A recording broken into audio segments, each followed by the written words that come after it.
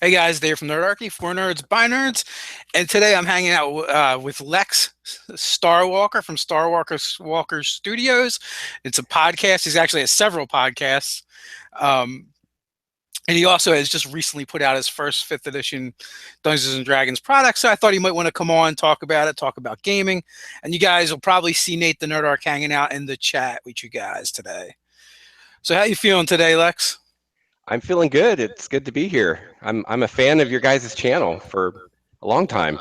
Yeah, I know we've definitely had some interactions over the years, and probably a couple of years ago, I was just saying off camera that we had done a video response to one of the video or one of your podcasts actually. Yeah, and I think my podcast was in response to one of your videos. So It's a vicious cycle. No one can escape. So, you want to tell me a little bit about the two podcasts you have going on right now? I think there's a lot more, but they're not all active, right? yeah, I have one that's going strong that's active right now, and that's Game Master's Journey, which is a RPG podcast. So very relevant to what we're talking about today, and it's focused on game mastering. So uh, in recent episodes, I've been primarily talking about D&D fifth edition, but a lot of the topics are, GMing is GMing. So D&D is kind of my go-to right now. So that's what I use for examples, but talk about everything GM related.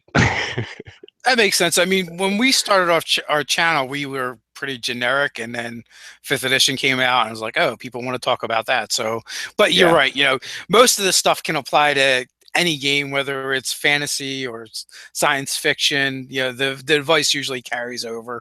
The genre usually doesn't matter. The system doesn't necessarily matter unless we're talking rule specific. right. Yeah. You also have another podcast that you're doing with your wife.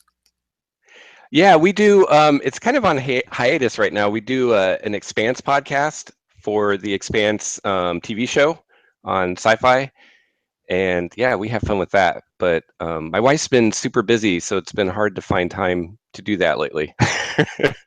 Happens. Life gets in the way. Yes, it does. So, how long have you been in the podcast game now? Oh man, I think it's been 3 or 4 years. Game Master's Journey is, I think, been going about 2.5 years now, and then before that, I did a podcast, GM Intrusions, that was a Numenera podcast. So Game Master's Journey is kind of like a continuation of GM Intrusions because I wanted to be able to talk about more games than just Numenera. I'd kind of exhausted everything I could say about that game. So counting that one, it's been probably about 4 years now. Feels like forever. I was just getting ready to reach for a book that I don't have here. Um, my expanded worlds of Cipher System just came last week, and Oh yeah, we should have a flip through of that going up tomorrow. I'll have to Uh, check that but out. yeah, so, obviously Cipher System is based off of the Numenera engine. Yeah. So cool. Cool. Are you playing any Numenera games right now? Not right now. I would love to play some Numenera again. It's been a while. I've been very steeped in D&D for the past probably year or so, Yeah, just it's immersed. Numenera is on my list, and I just haven't gotten into it yet. I love the concept behind the world, and I actually Yeah. just read, well, I should say, listened to Poison Eater not that long ago, Oh, okay. Yeah. which was really good. I believe that is Shannon Germain wrote Yeah. that. Yeah. Yeah, it was really good. I enjoyed it. I love the lore of the world, and I like how it's more science, fantasy than science fiction or fantasy. So I've always been intrigued with Yeah. that one. There's just too much time and Yeah. There's a too many. lot of yes, exactly. I've got a shelf full of stuff I need to get to. We generally run three games a month with our in person group, and two of them have been fifth edition Dungeons and Dragons, and we have one where we just kind of like rotate out different games. We've played Star Wars with that. We played Cipher System with that. The Cipher System game was Shadowrun, though we just used the Cipher engine instead. So that was a Cool. lot of fun. So the Expanse. Actually started listening to the first one. I'm like, I figured that was the newer ones, newer podcast. I was like, let me start with episode one, and I'm like almost through it. They're a little bit longer, which I like, but a lot of times I'll listen to stuff like that, even even videos while I'm working. But a big part of my work is Yeah, video editing. So when I start doing that, it's impossible to listen to something and edit at the same time, or crazy I things know how begin to that happen. is. So, are you enjoying the TV show, I have not or are you actually watching watched the the TV TV show. show? I was not aware of it. I watch very little TV, to be honest with you.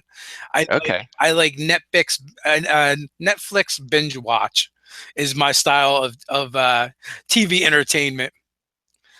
nice, Yeah, I nice. a friend of mine, Brian Stillman, did Plastic Galaxy, which I still keep meaning to block out some time to watch that. And then his partner did Of Dice and Men, um, Okay, yeah. which is another thing. It's on Prime, but I keep meaning to watch, and I don't know. I'm just too busy living, breathing Nerdarchy and gaming, pretty much, to get into TV.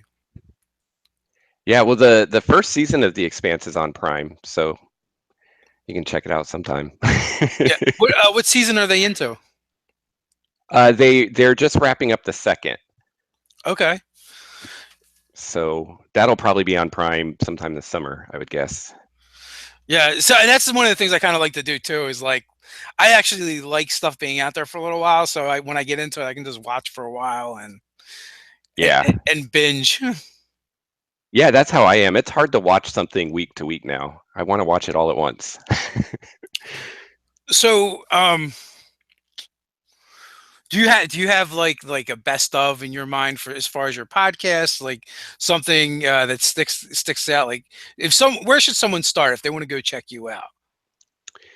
Well, I guess it kind of depends what you're looking for. I cover a lot of topics. The episode I put out last week, which was preparing for a D&D session, I talked about I'm running Curse of Strahd right now, and I talked about preparing for a session because I get a lot of questions from people like, how do you prepare for an adventure or whatever? And I had an encounter coming up that was really challenging to prepare for with my group. So I kind of talked about how I did that. So for people looking for that kind of thing, that's a good one.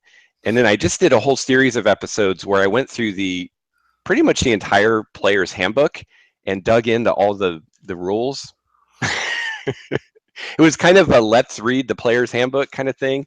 Hmm. So for people wanting to learn more about D&D specifically, those are good ones. And I'm gonna pretty soon start the same thing with the DMG and talk about like there's so many like variant roles of different ways you can run D&D in DMG, and I thought it would be fun to talk about some of those, like just the different ways you can do resting and getting your hit points back. There's so many different ways you can do it. Yeah, this edition is really good about providing a lot of different options that aren't part of the core rules for you. I think when we did when we did the DMG, we actually broke it down section by section, and there was a Yeah, ton of those optional rules that were really cool to introduce into your game, whether you're looking for insanity or something else, or more gritty game, or more even more fantastical game. It's all kind of in there. yeah, yeah. That's when I got into your guys' channel, was when I started playing fifth edition.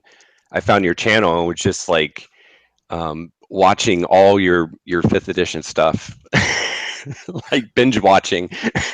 Yeah, I think a lot of people come in that way, and so we now try and use that platform. Like we know where our bread is butter. We know where our core is, and that being said, we also really enjoy fifth edition Dungeons and Dragons. But at the same time, we try and like branch out every now and again, Yeah, and expose our fans to different types of gaming, different genre, different systems. Especially because we always get the same question. I don't know if you guys get a lot of questions over on the podcast, but they're always like, well, how do I do this in fifth edition Dungeons and Dragons? And I'm like, there is literally a Star Wars game. Go right. play it. Why would you bother? Yeah, totally. There's so many great games out there. So, so staff writer Scott wants to ask you a question. He's going right with no softballs from this guy either. Okay, It's here we about go. podcasting in general. Do you think podcasts will be a distinct medium for long? They take 80% of the effort of doing an online video, but reach the super small fraction of what online videos reach. Why not switch over? Yeah, that's a really good question. That's something I wonder about. I've actually considered kind of shifting my focus more to YouTube as opposed to podcasts. But I think podcasts will be around for a while just because um, it's hard to watch a video like while you're doing something else, like on your phone or something, like while you're running or vacuuming or mowing the yard or whatever. Where a podcast, you can kind of take it anywhere or listen to it in your car. Um, I mean, it depends. Like some videos, you don't really lose a whole lot not being able to see it, and you can kind of listen to it in the background. But I know, like my phone, like I watch some actual plays on YouTube, and I would love to like just listen to them on my phone, but my phone like won't let me do that. I guess I have to get YouTube Red or something to be able to have it play while my phone's asleep, basically. So yeah, I think it's going to shift more and more into video, and I think once there is a way that you can just listen to videos or watch videos as conveniently as you can listen to podcasts, I think that could be the end of podcasting. I, we've gotten questions like, why don't you guys do podcasts? Why don't you convert to audio files? And for us, it's literally a business decision to not do that. Yeah. Because my kids like to eat 3 times a week, or 3 times a day, not a week. NSA, don't listen to that part. But what we have started doing is taking our year one stuff and converting it to audio files over on SoundCloud. Yeah. And oh my God, it's so horrible. They're so bad. The early days, but you know what? It's there. I figure each day I release another piece. So we're actually doing the opposite. We're actually taking it and putting it over there. But I also seen other podcasters. I think it's the gamers table or the gamers game table. I forget the name of it. You know what? I stopped. I used to drive for a living, and I would listen to more podcasts, Yeah. just like you were Yeah. saying. And and since I don't drive anymore, then I listen to far less. And there used to be one, and I know they would put some of their content up on YouTube, or they do it for their Patreons and put it up on YouTube. I know Happy Jacks, they put their stuff on YouTube as well as podcasting it. So I guess what I'm saying is you could literally probably do both for the same amount of effort. Yeah. Yeah. I've actually started putting my podcasts on YouTube, and it compared to the time it takes to produce the actual podcast to like throw it up on YouTube doesn't really take much longer at all. But now I'm going to start actually doing video. Um, like up till now, it's literally just my album art. There's no video. You just listen to it on YouTube. But I'm going to start like using the video camera, and so that I'm still not sure. I'm going to try that today. I'm still not sure how that's going to work. Like, do I edit the video first and then do the audio? I don't know. I'll have to figure that out. I'm sure you're working. Plus, I feel like a lot of people. I feel like a lot of people just listen to it anyway. I know I do for the most part, and Yeah. I have it going on in the background while I'm doing other things, just Right. Right. just like a podcast. I think the real difference is Google, hence YouTube, has built up this huge search engine around their platform, and that's like I Yeah. think that's the real advantage. Where Yeah. with podcasting, it's a little bit harder. Yeah. And you've got metrics built in. Like my YouTube, I know how many people watch a video, how much of the video they watch. Um, Podcasting, you have to go find a service to get that information, and it's not nearly as detailed as what you get in YouTube. Like, Oh, like I know, most people stop listening at 15 minutes. yeah, yeah. Although the kind of the advantage of it though is like you can keep going on like you're awesome whether you're not or whether you are or Yes, not. Who knows? it's true. Um, when you're a YouTuber, everybody knows exactly where you fall in the scheme of things. Yeah, yeah. So So you created a product. This is your first one. Yes, it is. Would you like to tell us about it? Yeah, sure. So it's an adventure for fifth edition D&D. It's called the Trickster's Labyrinth. It's pretty much a dungeon crawl. It's for third level characters. Take them to about fifth level. Probably take like 3 to 5 sessions to run. And I tried to think of newer GMs because on my show I get a lot of questions from people that are GMing for the first time. So I have a lot in there. Um, for example, like my random encounters. I have a whole section on when to use a random encounter and how to use them, and so I try to have a lot of advice for newer GMs in there, and as well as like it's a good adventure if you're in a campaign and you want to just do something different for a few weeks, like take a break or do a little kind of side quest thing. It works really well for that. But it could also be the beginning of a campaign if you want to start at third level. So I have advice on doing either of those things. Like, hey, if you're going to make brand new third level characters, here's how I would do it. And it's also the adventure basically. This might be a little bit of a spoiler, but it basically takes place on its own demi-plane.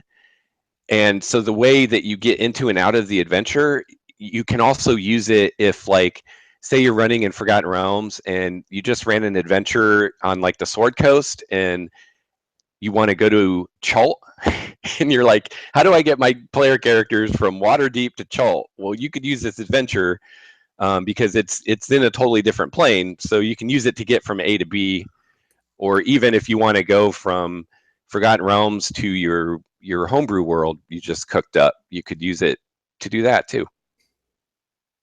So I thought that was kind of fun. But so, what kind of page count? Sounds like you got a lot of vice in there, as well as not just the adventure itself. Yeah, it's 38 pages, and that's including the maps.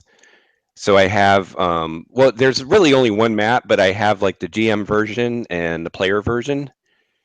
And my wife did the layout and the art and stuff. And so we actually, when you buy it, we actually have um, separate digital files of the map that are high res, that are for like they're made for like Roll20. So if you run in Roll20, they're set up for that, so you can just drop that into Roll20 and use the player version, and it doesn't show all the secret doors and stuff.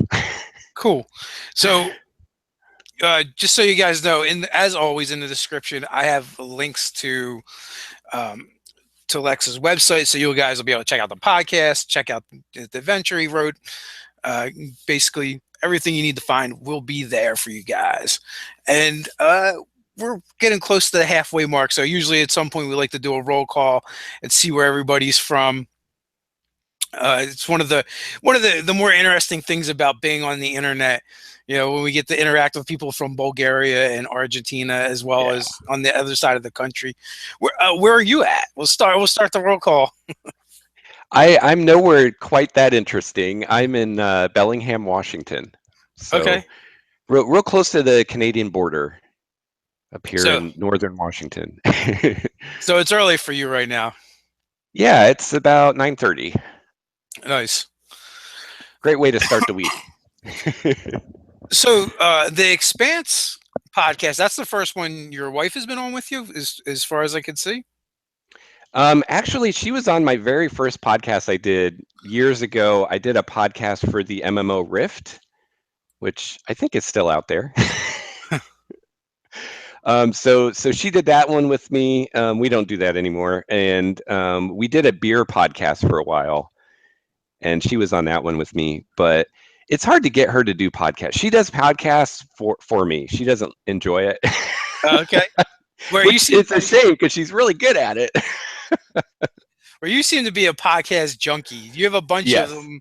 Now, yes, all those podcasts you've got listed on your site, do they yeah. all do they all have podcasts on them, or are there ones you want to do, or Um, I mean, they're all there, but the only one that I'm currently doing is Game Master's Journey and the Expanse. The well, rest I of them mean, are all kind of retired. okay, but they all have content.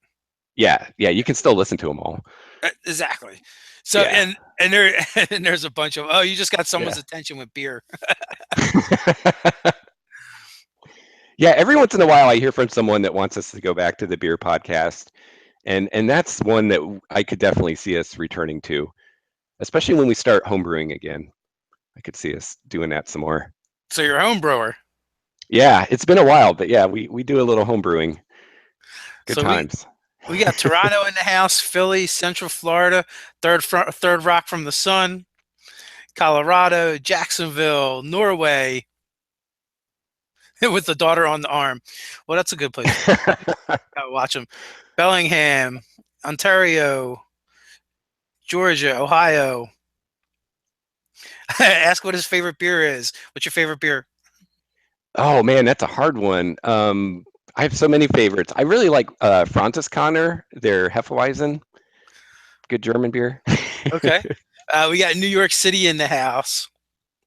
I'm not too picky, and I actually don't drink that. I don't drink that often at all. We got Dallas. I I drink like maybe a couple times a year at best, and then I'll experiment with what's out there. I definitely do not like cheap beer. All I was just Yeah. at a family outing yesterday, and they're always drinking Scudweiser or Coors Light, or like you could literally just have someone pee in a bottle for you. So, like a total idiot, I just realized I didn't have the right chat open. So, hello, Oh, chat. I had our private little chat here open. I'm like, wow, no one's in the chat. yeah, it's so empty. We got Dallas, we got PA, and yes, we have Lex who has found the chat. I stream to YouTube too. I should know better. uh, uh, Man, Jeremy's all about the beer. Have you ever tried homebrewing one of Obama's White House beer recipes? No, I didn't even know about those. I have to check that out. I didn't know Obama made beer. Are you kidding me? Yeah, for some reason I suspect he doesn't actually make it himself, but maybe. Oh, Who okay. knows? Utah in the house. Uh, there's another question from Scott. What was the toughest part about building your adventure? Oh wow. The toughest part. Honestly, I think the toughest part was balancing the encounters because there's so many different ways to approach it and different GMs. There's such a wide spectrum on what kind of challenge level different GMs want, and trying to kind of hit the middle of the road and give advice on here's how to make it harder, here's how to make it easier, and also I wanted to come up with a few monsters of my own and some variants on monsters. So that was fun trying to figure out like what the CR should be and all that good stuff.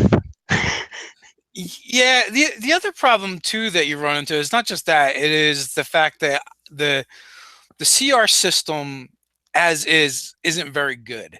Like that Yeah, is, in my opinion, the weakest part of Fifth Edition Dungeons and Dragons, and these guys have listened to me bitch with it about it over and over again. Hey, Kuwait, yeah, what's going on? Um, and it's definitely more art than science. I yes, literally put together an encounter that should have been a deadly encounter for like a 30th level party or whatever it was.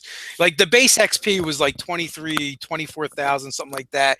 When you figured it out with the multipliers, it then went to 90 some thousand. And it was for a 12th level party, and they totally smoked it. yeah, Because there's certain things that don't get factored in, like, well, I just had zombies there for flavor, right? Well, each one of those zombies actually increases the number, which changes the multiplier, but it's actually not relevant to the encounter yeah, because because my cleric was able to just like dust them like nothing, which he should have been, and I expected it, and it's great because he gets to feel important because he's like, I'm a cleric, I've channeled divinity, I blow up zombies. Uh, and then I had a couple of hellhounds, which weren't particularly tough for a 12th level party. And all of that was just to make the main bad guy just a little bit better. And that was a Death Knight riding a nightmare. Nice. Opening gambit, boom, drops the hellish fireball or hellish orb or whatever it's called. Does a ton of damage, scares the crap out of the party, and then they begin chewing everything up. So Yeah. and which is what I expected anyway. I knew like he was going to come in, he was going to hit really hard. Yeah. Um, and that was the point. But a lot of fifth edition is like that. Volo's Guide is much better. Yeah. Yeah, it's funny because I've been running D&D for like 20 some years. I've come up with brew stuff for my games all the time. So I was like, oh, this will be no problem. But then I realized it's like, well, when I come up with something for my game, if I'm running it and it's not, if it's like way too hard or way too easy, I just adjust it on the fly. But when I'm writing an adventure for everybody, especially when I'm hoping newer GMs are going to be using it, like I can't assume that everybody knows how to do that or knows to do that. And yeah, it makes it a lot harder. I totally get you there because whatever you write, that's what more than likely a lot of GMs are going to go with, and they're going to Right. they're going to be expecting to use what you put out there. So there's a couple questions about Star Wars trailer, uh, Yeah. and I see you responded. Thought it was great. I thought it was great as well, but unfortunately, they released it right next to the Ragnarok trailer, which totally smokes it. Oh, I haven't seen that one, so Oh, I the haven't Ragnarok seen it trailer. smoked. No, no. Oh, you got to check that one out. That looks amazing. Oh, both of the Thor movies from Marvel, in my opinion, were like the so-so ones of the MCU. I enjoyed them, but they just weren't as good as some of the other ones. I feel like I feel like Thor number three, Ragnarok's redemption. Awesome. Well, So, this is kind of a tangent, and I'm blanking on the guy's name, but the guy that plays Thor, oh, someone Helm's asked, Harvey. yeah, someone asked Chris Perkins on Twitter recently if they made a Ravenloft movie, who he thought should play Strahd, and he said that guy. Chris Hemsworth. I think he would be a Yeah, much better Wolfgar personally, but yeah, yeah. He kind of looks like Wolfgar, doesn't he? yeah, he would make an amazing Wolfgar. The real trick though would be trying to fill the Dritz role because it would have to be Yeah, someone that's kind of like really lean, yeah, not over muscled. yeah. They need to be like built like a gymnast or probably martial artist would probably be the best. I saw on Twitter someone did a side by side of the new Star Wars trailer and the last one, uh, Episode 7, and how they like parallel almost exactly. Did you see that? It was really cool. It's No, like the I did same, not. yeah, like the Well, same type of scene side by side. that being said, like the Force Awakens movie is essentially the same formula they used in A New Yeah, Hope. They're like, yeah, I mean, I still enjoyed it, but I know why they did it. After the prequels, they wanted a movie that was going to be a win for them, put something in the win column. So they really didn't take any risks, in my opinion. yeah. Oh, But someone asked about the art in the adventure. yes, I'm really lucky. My wife did all the art, so I lucked out. So the cover image, she completely did that herself, and then a lot of the interior art she got.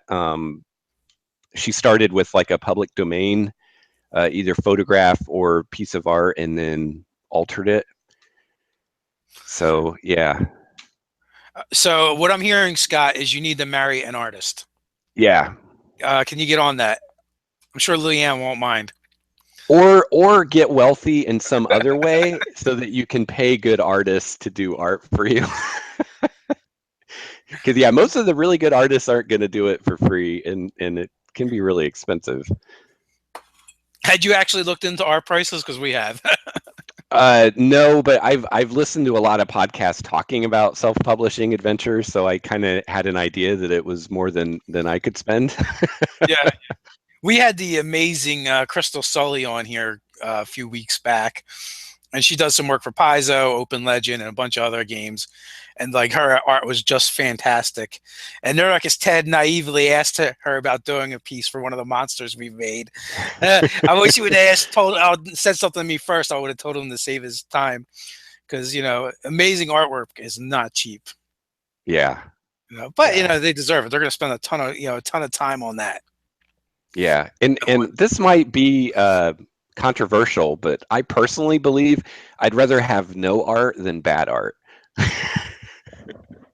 I'd Well, rather just have a wall of text than a really crappy piece of art. well, no, I mean, there might be some merit to that because a bad piece of art does have the ability to turn someone off. Like if you're looking, Yeah. if you're walking across a shelf of book past a shelf of books, there's definitely pieces of art that will stop you in your tracks. And you're like, oh, they'll make you look at it. I mean, that's the purpose. That's why good artists are so in demand and so expensive. But Yeah. that being said, like if someone tells you to check something out and you look at it and the cover isn't that great, you're like, you're going to judge you're going to judge a book by its cover. That's just all there is Yeah. to it. I guess I should qualify. I was talking about interior art. Yeah. You gotta have something on the cover. Yeah. But as far as like other than the cover, I was planning to do this without any art at all because I just assumed my wife wouldn't have time or wouldn't want to do it. And I was like, hey, a lot of the good old school adventures didn't have much, if any, art other than a map. And we just used our imagination. But it turned out she was willing to do it for me. So it's definitely better with art. Absolutely. She's a keeper. Yeah, definitely. So you said you're playing in a couple of D&D games now. What do we got going on? So I'm a player in a game my friend Brett is running. It's a 5th edition game in his own homebrew world, and I am playing a dwarf cleric. And I think it's my first time ever playing a cleric, and I'm having a blast with it. Oh, the master. I see you're using the master race. Yes, yes. He is a hill dwarf. He worships a god of war, battle, and drinking, and he is a brewer and a functional alcoholic, and he's a blast to play. So he kind of every dwarven stereotype, except I can't do a good Scottish accent, so I don't have that going. But uh, what domain? So war domain, war yeah, domain. yep, So I'm playing in a game. What's today? Monday, Tuesday nights. I'm playing in a game Tuesday nights with a dwarf that also is worshiping a god of war, battle, and brewing somehow. nice, nice. Where are these dwarven gods of war and brewing? Well, I was thinking kind of the almost like the kind of Viking like fight, drink, screw kind of thing. I'm just imagining. Basically, in my mind, this is just a god that gets drunk and in bar fights all the time. That's Yeah, totally. that's what I'm going to do when I do it. It's not going to be a god of war. It's going to be a god of bar fights. We need a whole domain for that. Oh, absolutely. Yeah, I learned something with that character. I took the heavy armor feat, which you take 3 less damage from any non-magical weapon, basically. And my character's 11th level now, and I learned that feat basically becomes almost useless past like 10th level because everything has magical weapons and magic attacks. And I'm like, my feat doesn't do anything anymore. Yeah. It was amazing for the first 10 levels, but Yeah, now it not so was. much. Well, most of the feats are cool and flavorful, but at the end of the day, usually a stat bonus is better. Like you're going to use it Yeah, more often. Like a fighter, you increase your strength. Well, you only use that with every single swing. right, You right. know, and same thing with Yeah, a spellcaster. But yeah. He's 11th level. He's only got a 16 wisdom and a 16 strength, but he also has a 16 constitution. So yeah, that's my. I'm playing a fighter wizard that has the trifectas of 16s, and yeah, now I have the ability to either take a feat or increase one of my stats. And I'm really torn. I'm like, well, if I increase my intelligence, it's a +1 to hit with my spells. My DCs go up by 1, and I get to know one more spell. Yeah. which is that part's the really tempting thing because I'm always like, Yeah. I need to know more spells. Yes. Yes. Yeah, I know playing the cleric, that's my number one thing I look forward to with raising my wisdom is being able to prepare more spells. Yes, absolutely, and that's exactly what I'm looking at. Especially being a wizard fighter, I'm already kind of limited. It's a Yeah. fun character to play, but it's definitely uh, I think the other wizard is definitely outstripping me as well as the other full spellcasters, or the other characters that are just full damage, like a straight fighter or straight paladin are just going to do more damage. The Yeah. spellcasters are casting more spells. I just have more fun things that I can do. Yeah. In one of the games I'm running, one of my players is playing a fighter wizard, and he's using the Blade Singer wizard, and his armor class is just ridiculous. I have to say, and Well, that's before he cast shield. yeah. Well, that's actually my character saving grace is like I annoy our DM Ted because I start with like a 22, which can go to a 27 unless I'm Nice. hasted. Then it's a 24. They can go to a 29. I think in the last game he just like stopped attacking me. Yeah. Yeah. So someone had asked, what is your favorite campaign setting, or do you have one? um. Oh, that's I tend to why I have my own homebrew setting now, so I guess that's what I would say. But as far as published, um, I don't know. I'd say it's kind of a tie between Ravenloft and Dark Sun. But I'd have been yeah, right there with you until Eberron came out. I really like Eberron. Um, and then I am right there with you. I've always preferred homebrews and cherry picked everything else from places that yeah, import into there. But that being said, I Eberron I believe is the only like long-ish standing campaign I've ever run. So oh, I haven't really seen much with Eberron. So, and someone asked about Dragonlance. That's what I started with when I first started running D&D. I did Dragonlance. So yeah, that was a long time ago. yeah, I think I did as well. I guess I forgot about that one. That's going back a ways. Yeah, But probably when I first started, and that was before the Nerdarchy group, because the Nerdarchy group has actually been together since my early 20s, and I'm quite a bit older than that now. But back in when I was a teenager and first started playing, we did do a bit of Dragonlance because you had Kryn Minotaurs and Kender. It was just great. yeah, I yeah. would I love actually use.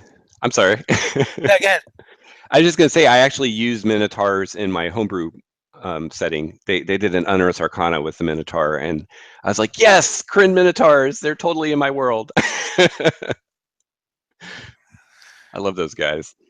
Eric Desmond, I'd kill for a 5e Dragonlance book. I feel like Dragonlance is kind of easy to convert, though. I think you have a lot of the only thing that's hard about Dragonlance is figuring out the spell casting and the three different towers of high sorcery. But once you get that out of the way, it's kind of gravy. You've got Yeah, Islamic knights, which could really just be fighters. There's even a knight archetype, and if you want to go yeah, with the one that's a little bit more holy, I don't know if that was the Knight of the Rose, might have been, but you could just straight up go paladin, and I feel like it'd be fine. Uh, yeah, Kender is simply a more annoying halfling, so that's not really that hard to figure out. We got minotaurs. I would like some more. I would like to see the stats on draconians. yeah. That'd be cool. That was one of the coolest things they did with Dragonlance, and then later they actually did a couple books that were all draconians, like they were the main characters, and it was a really good story. Sorry, I was just diving into the I chat have a a little bit. question for you, but I'm afraid it'd be too much of a can of worms. Shoot, let's go for it. And it's not really even a question for you, I guess. But I was curious. You mentioned Dark Sun. I was curious what Nate thinks of the latest Psionics iteration. Oh, he likes them. We've Oh, done he a does. Okay. yeah, we've done a bit on it, and I think Nerdarchy as a whole agrees they did a really good job with making Psionics its own unique thing, better than they have in any previous edition. I, Cool, you cool. know, and still balancing out it out as well. Nate, or not Nate, Ted, he actually just he played in a weird, kind of a weirdish style game, but it was the characters were 40th level. You had two classes 2020, and one of them Oh wow. he did do it. He did a mystic and a monk, Oh cool. and he was like he was able to lay out some ridiculous amounts of damage. Yeah, it Well, sounds like a perfect combination. yeah, yeah. Well, I think the thing too is with the Mystic, they're kind of like you can get to their maximum damage quick, and you can kind of like figure out how to blow through a couple of their powers at the same time. But then I feel like you could be done really quick with those guys Yeah, yeah, because and it doesn't really compare to a wizard throwing meteor swarm. Like they would yeah, have to use so many of their powers to equal that. I mean, meteor swarm is what? Isn't that like 40d6 or something ridiculous? yeah. Something ridiculous. Yeah. And also with the setting thing, I never really played much Planescape either, which is another one I suspect I would really like if I had more exposure to it. Yeah, So yeah. I mean, the City of Sigil, and yeah, come on, the Tony Lizzie artwork, really just drives that system. Again, it goes back to the artwork we were talking about earlier, but like you can't think of Planescape without envisioning his work. yeah. Like it totally invokes it. So So I think that's if I were going to vote for, if they were going to do a fifth edition setting book, I'd probably vote for Planescape just because I would assume that would have a lot more information on the planes, and I think the planes are super cool. And we need yeah, something to do after 15th level. yeah. And I don't think we're going to get, we're not going to get the splat books like we did in previous editions, where where you're going to get the book of manual of the planes. I Oh, that'd mean, be so great though. I know it's still from AD&D. My probably like one of my top favorite pieces of art is the cover for the manual of planes with the Astral Dreadnought on it. Yeah. That thing was so amazing. The other one was from a Dragon magazine, and it's the warrior woman who's got the ogre down with her sword at his neck, and she's grabbing him by his nose ring. It's Oh, I like haven't another. seen that one. That sounds awesome. I bet no, I bet you've seen it. It's been around forever. But Okay. I believe it was a Dragon magazine. If it wasn't in like it might have been the Adventure Survival Guide from AD&D. Might have been in there, but I don't know. I know who I could ask, but he's at Celebration right now. So Brian Stillman had mentioned he's doing the Art of D&D documentary, so I'm sure he would know. I can't wait to see that. That sounds awesome. I know. I want to try and I need to work something out with him and try and do a Nerdarchy screening somewheres. Uh, Yeah. I don't know how high we're going to rank of the people that are going to want to do stuff with them, but maybe we can eke something out. I can bribe him with like $5 or something.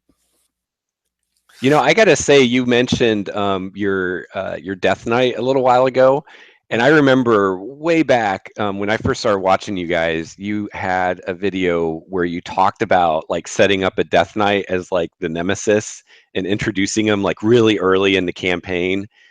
And I still have like 3 pages of notes somewhere that video inspired, and I'm like, someday I'm gonna do that. Oh, that's awesome to hear. I'm glad you're able to use it. Yeah, yeah, that was Uh, great. so Jeremy, go to the Shadowfell and find Barb. I'm thinking that's for an adventure for above 15th level, There you go. but that's also pretty funny. Nice Stranger Things reference there. I don't know. I suspect she's coming back in Stranger Things season 2. At least that's. I think I did hear that rumor. I don't know if it's only going to be flashbacks or what. Yeah, that'd be cool. Did you get into Stranger Things at all? I did. I did. Yeah, I watched that. I grew up in the 80s, so I definitely recognized a lot of it. Oh yeah, yeah. They did such an amazing job with making that thing feel like the '80s. Even like Yeah, even just the way they filmed everything, it felt like something that was shot that way. And there were so many Easter eggs and callbacks to the different movies of the '80s. yeah. It was very Goonies for me. It's, good times. And it too, it kind of reminds me of one of my nephews when he was like in kindergarten, first grade. They were talking about inventions, and one of the kids in his class is like, "Yeah, they need to invent like a cord or a rope or something to attach to the phone because it's always getting lost." And I was like, "Yeah, you That's kids, hilarious. you just don't know." Yeah, it's completely different than when we were the kids. They Yeah. they would not. I don't know that this generation could have survived the '80s. Yeah, it's funny. I had a listener of my show ask me recently what kind of technology I use to prepare for my games or to run my games, I mean. And I said, nothing other than my phone that I play music on. And they were shocked. And I was like, well, you got to realize when I started DMing, there were no laptops, there were no smartphones. Oh We yeah, had Xerox machines. That was about it. you like we I remember going to Walden Books Yeah. Oh, yeah. when I and got a lot of my D&D books there. that was the only place I knew where to get them. Yeah. When Yep. I was a kid, and I'd go there and hang out in that section for like 30-40 minutes at a time and mope around until my grandparents would buy me a book. Yeah. And kids like there. I don't even remember really gaming stores at all. There was a couple comic book stores that would carry some stuff, but for the most part, I would have to go to the mall. And there was a section, thankfully, for the D&D books and role playing books, as well as like all the it wasn't Wizards of the Coast and the TSR novels at that time. Yeah. Yeah. You Yep. kids, you don't know. Get off my lawn too. Totally. You guys have got it made. Although one way I think we had it made was back then when you bought an adventure, it came with poster maps. Those were the And days. we had box sets. Yeah, boxes. Yeah. I missed the box sets. I had actually backed Death and Taxes from lesser known games. Zach Glazer solely on the fact that it was a box set. And it looks amazing. I would grab it off my shelf, except for it's on Ted's shelf on our set. So, all my cool stuff ends up over at Ted's place. I'm gonna have to buy two of everything, one for the set, and one for my shelf. But yeah, like now it's so much easier. You just jump online. You can find video of people playing. You can find podcasts of people playing. Yeah. There's so many tools that we have at our disposals, and I, even as someone who's been gaming for 20-30 years, I'm still benefiting from that. And literally, 20 years into the hobby, I'm being introduced to new concepts because even though the internet has been prevalent for a while, I haven't really delved into the gaming part of the internet until we started doing Nerdarchy. Before that, Okay. like I would lurk on a couple forums here and there, but I really didn't get involved with the communities. And doing so really has upped my game as a GM and introduced me to a lot of new concepts. You kidding me? It was a game changer when I realized I didn't have to get the party together; they could do it themselves. You mean Yes. you mean that doesn't have to be my job? Yeah. Or or your players aren't buying into what's going on? I would automatically just assume I was doing something wrong, and it turns out some of those guys were just jerks. you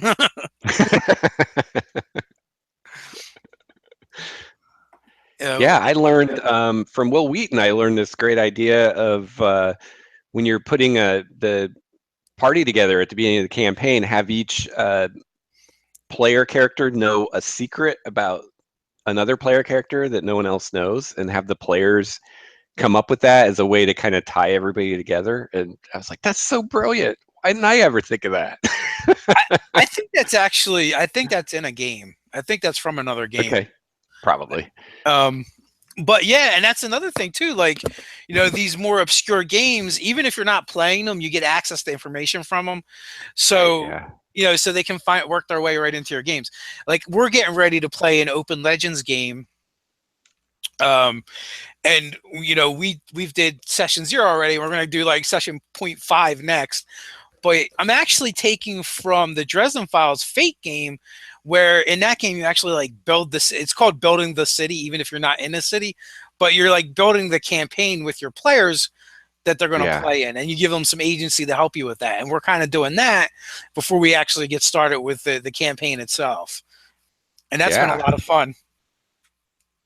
Well, one thing I learned just recently from the internet, from a blog, is the whole West Marches concept, which I'm just really wanting to run a campaign like that someday. It's funny, Jeremy is basically, as you were saying, that puts up first got into D&D because of watching role play, which is West Marches. Yeah. Yeah. So, are you talking about the grid crawl game, or the fact that they do everything random, or what's the Yeah. appeal? I just the idea of giving the players an actual in-world map that may or may not be accurate, and then letting them explore and discover new things and add to the map, and just very complete kind of sandbox, and just seeding like, oh, I'll put this dungeon here and that dungeon there, and I just think it'd be a lot of fun. I've never done a game like that. See, now my early games, the early games, the dynamic was, you started around wherever the adventure. Well, even before that was, you started the dungeon door, kick it in, and then you went from Yeah. there. But eventually, we evolved a little bit, and the story would start wherever it was, and then eventually we would end up going someplace else in the world, which was literally a hex crawl. You can do X amount of hexes a day, and it Yeah. was a giant poster map, and you had to deal with random encounters, which not random encounters nowadays you kids don't even freaking know about. Where where like literally you're level 1, you did not go into the wilderness unless you wanted to die, because a random Right. could be a dragon or a T-Rex, or it could be a Right. kobold. Right. Or Where Terescue, who knows? yeah, yeah, but Don't roll 100, DM, please. exactly. But as soon as third edition came out, it was like everything was created to be balanced against Yeah. the party. Which I'm still waiting for someone to build me a random encounter table that is based on the area and has nothing to do with the players. Yeah. You Yeah. I searched the internet, and you would think by now that would be out there. How could that not even? I bitch about this all the time.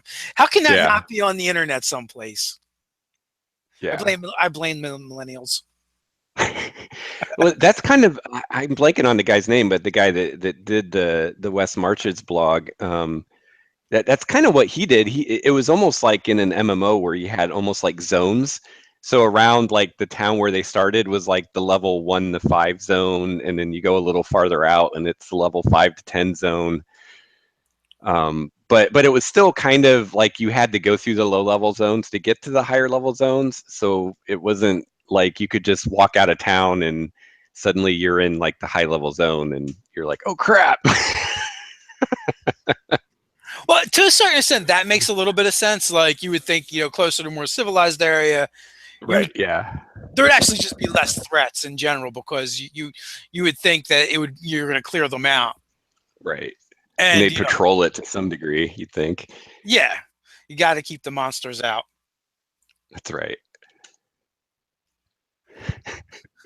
Sips coffee out. That's staff writer Megan drinking out of a mason's jar. Wait a minute. You just went to Starbucks. Don't you? You should have a cup. Unless you're talking about me. I just got a regular Highlander mug. See, can only be one. I hope it's one of those mason jars with a handle, or you might burn yourself. Yeah, it could be a little awkward. So with that, I'm going to wrap things up. We're right around the hour mark, I think. My computer says one. My phone says something else. Actually, we got like 5 more minutes. So is there anything else you want to tell people about what projects you're doing, projects you want to do? What's your dream podcast to run? So that seems to be your thing. Oh man, I would actually I'd love to do a really well produced actual play on like YouTube someday. But I would have to have a in-person group. I've done actual plays like playing on Roll20, and I mean it's okay, but to really get to the level that I would like to do, it'd have to be in-person people, and yeah, probably never happen. Oh, we would love to do the same. I mean, like we thought we've got different ideas we're kicking around for running better in-person games. Right now, it's just the long view. We've thought about maybe running multiple cameras and breaking the tables up, and maybe shorter Yeah. sessions with more breaks in them, so they're not watching us eat pizza while we game and stuff like that. But right now, we're definitely doing we run the game, and this is what actually happens at our table, pretty much. Yeah. Yeah. Which I mean, I feel like having some of those games out there as well are good because as awesome as Critical Role is, like they're all actors and voice Right. actors, and they're doing it for entertainment of the people watching, not just Right. for the game themselves. So it's similar to D&D, but I don't think it's quite the same. Yeah. You know, Yeah, I think for a new DM, it's great to watch one where you're just like you're a fly on the wall and you see everything. Can learn yeah, a lot that way. and you kind of get to see what your table's probably going to look like, or relatively close anyway. Like Yeah. we're gonna have Satine Phoenix on in a couple weeks, and she does Maze Arcana, and they also do like a celebrity game with Keith Baker every year. And I was chatting with her, and I'm like, you guys, your stuff's so good, and man, that is like the best D&D looking D&D group I've ever seen in my life. Because they're all like Hollywood people, and like our table, like half of us should probably have bags over our heads. Well, I learned I did a little like test recording to see if I could even do the kind of actual play I'd like to do. And I have a pretty good like microphone setup and everything. So I'm like, I'm just gonna put this at the table and record and see what it sounds like. Mhm. And I realized I was like, there would have to be so many quote rules, like no eating or drinking, like you have to roll your dice on like some kind of foam thing that doesn't make noise. I was like, it wouldn't be fun anymore. Like, who wants to play a 4-hour role playing session if you can't eat or drink? I mean, that's like half of the experience right there. Yeah. Well, and that's what I mean. That's like we thought about. Like you're right. You need special rules, and like even with the games we try and like, get people to not talk over each other, which is really Yeah. hard. Which Yeah. when you're just playing, you can do that. It's not a big deal. But when you're recording, it becomes a jumbled mess. Yes. People Yeah. can't understand. Yeah, like if I'm the DM and I'm role playing with one of the players, it's totally fine for two other players to have an in-character discussion off to the side. But if you're recording it, yeah, it's you can't really do that. So it becomes more of like it's more of a production, and less like we're playing a game. So I think it would be more work for everybody at the table than play. Well, yeah, I can tell you it absolutely is, and that's why it's easier for those guys like Critical Role and Maze Arcana, role play, because they're all doing other stuff, and this is a platform for them to get themselves out there. So it's a lot easier for them to respect the rules because they're vested in it. Like our Right. Nerdarchy home games is literally the guys we're just gaming with. Yeah. They're like, what? Screw you. So we Yeah. just want to roll funny shaped dice. So yeah, it is. It does make it a little bit tougher to run the game you would actually want to run does require a lot more work, a lot more rules. In some Yeah. ways, the online games work better for that because the platform itself limits some of those things. Yeah, that's true. I run one game, a weekly game, the Scarlet Sisterhood, and they're talking about it in the chat, and I got three ladies that play in that game with me, and we just do 2 hours. So it's short, but I feel like we get a lot of role playing and game in that short amount of time, which I really come to appreciate and enjoy that. Yeah. Like that same game sitting at a live table would take at least 4 hours.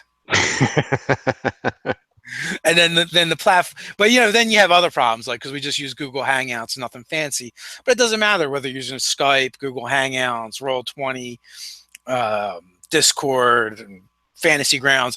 Still, all it takes is one person to have crappy internet, or just have crappy internet for that time, and Yeah. and it really makes the session difficult. Yep.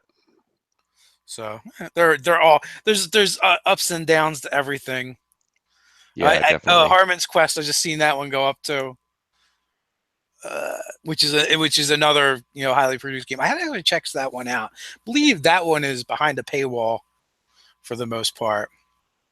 Yeah, and the other thing about a lot of those shows like Critical Role is I'm pretty sure they have a crew. So there's someone running the cameras and running the sound, which is someone that has to be there for the whole session and isn't playing and probably wants to get paid. Yeah, that's it. And those guys aren't cheap. They're Yeah, I'm sure. so it is one of the challenges that we deal with. But what are you going to do? And we're lucky to we're lucky we have players that don't mind trying to abide by the rules that we set down Hmm. and be in our games. So very fortunate that way. But with that, I'm going to let you go, Lex. Thanks for hanging Okay, out yeah. with me. I appreciate it, guys. The links are in the description. Go check out Starwalker Studios. Check out some podcasts. And until next time, stay nerdy. Stay nerdy.